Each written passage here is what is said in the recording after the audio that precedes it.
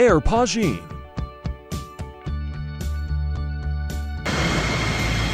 The Lockheed F-117 Nighthawk is a stealth attack aircraft developed by the United States. It was the first operational aircraft designed with stealth technology, enabling it to avoid detection by enemy radar.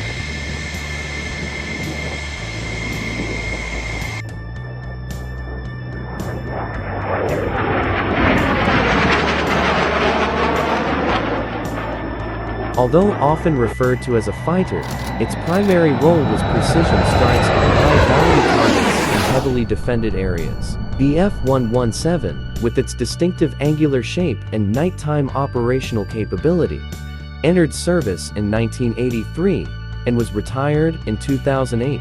It became famous for its role in the 1991 Gulf War, demonstrating the effectiveness of stealth technology in modern warfare.